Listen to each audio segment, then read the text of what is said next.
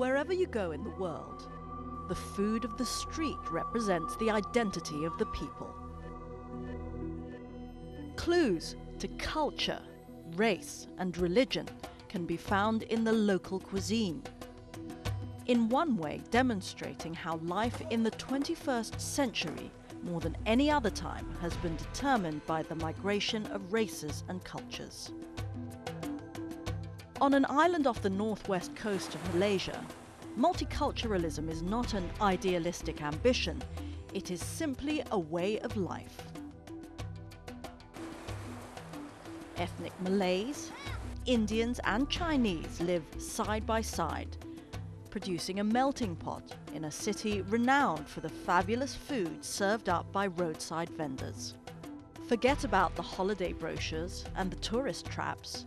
Through this series, we'll show you what life is like for the ordinary people on the streets of the world.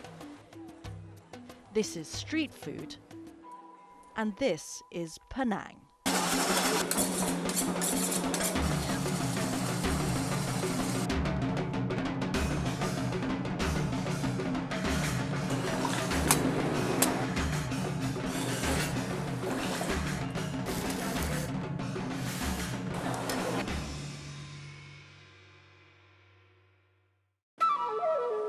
Poverty and struggle is a common story for migrant families, but often leads to inspirational lives.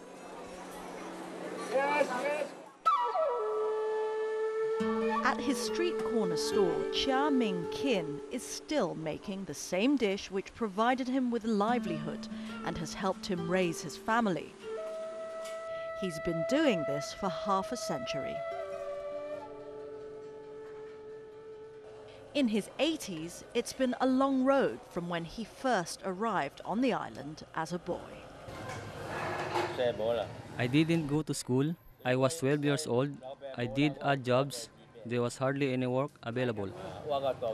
I would help other people, washing dishes, serving tables. I didn't have an education. It's just how it was. But more than 60 years later, Ming Kin is now famous in Penang for his lo mee, a rich gravy-like soup with noodles.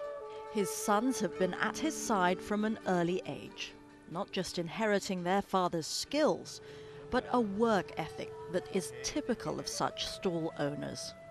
Yeah, I remember that even we have 365 days a year, but he works 367. No?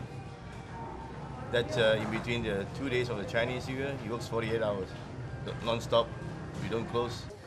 I feel, many of these people who are actually immigrants years ago, many of them are not very highly educated, and of course, to have a big shop takes a lot of money to start a business, and not every people, can afford that. And so therefore, they start small hawkers places like what you see here. Chef Wan has gained worldwide recognition for his knowledge of the region's food.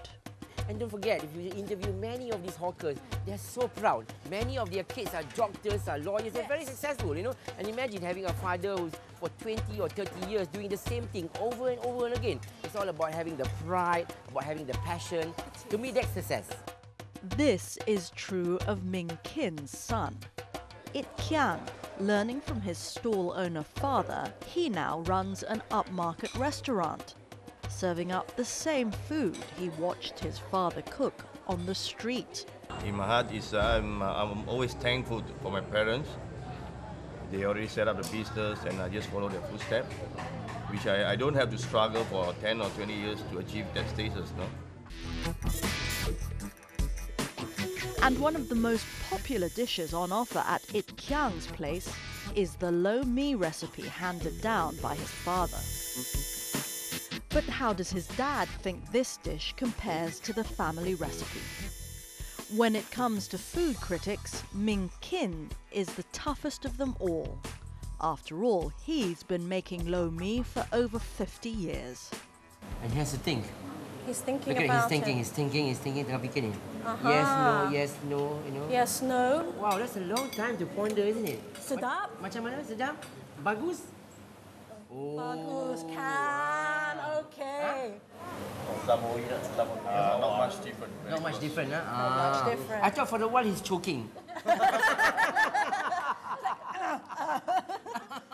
Ming Kin seems impressed, but he needn't worry about being driven out of business. Because the very same dish served up in CHEAH's restaurant is available for a fraction of the price at his father's stall. Because in a city where unskilled workers earn less than $100 a month, a meal for a single dollar is both affordable and satisfying.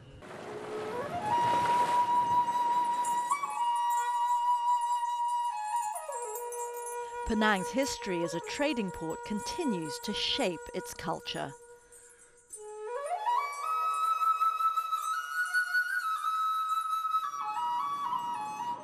Many people came as labourers more than 200 years ago and simply stayed.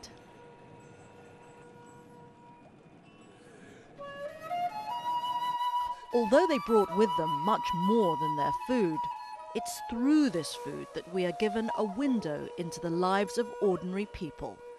The people that give a place its soul, its flavour, its identity. Everywhere you go here in Penang, there are reminders of the heritage of this place, ancestral footprints that are testament to times long past. These clan jetties were established more than 100 years ago, but people continue to live here.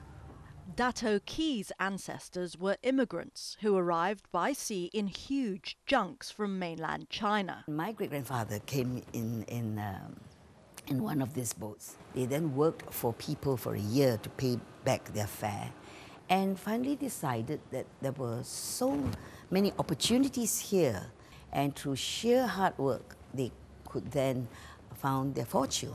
And Dato has also benefited from this good fortune, becoming a respected politician whose knowledge of the island has earned her the affectionate title of Madam Penang. At that time, the women didn't come, so you have male cooks were brought to cook the food, which we call now economy rice. Rice is a staple food, right. And the chef will have a lot of little dishes to eat with the rice. And it has been continued till today. For a small amount of money, you can get a hearty meal.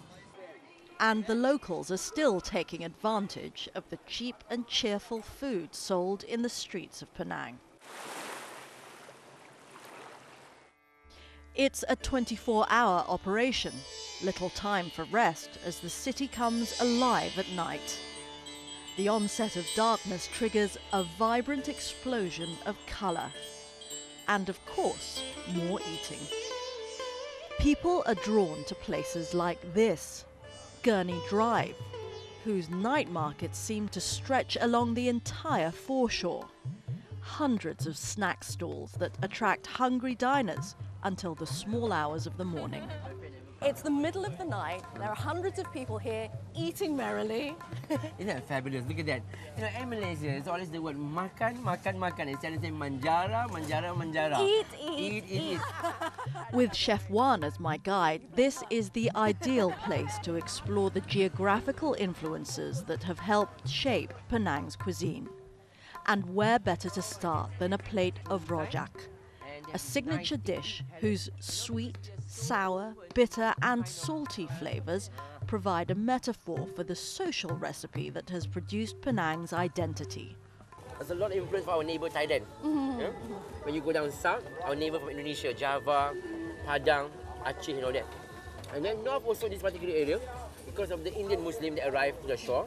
And so they brought their culture, their food, from India. You know, so with all the curries and all the spices and everything. So it's not Malay, it's not totally Indian, but it's somewhere in between. People come back time and time again. Everyone has their favourite stall. Tough competition for those trying to break into the local consumer market. Every time we come back to Penang, we just have to be here. We just have to come here. Why do you choose this place? Why you can eat in a variety? Well, you don't want to go to McDonald's.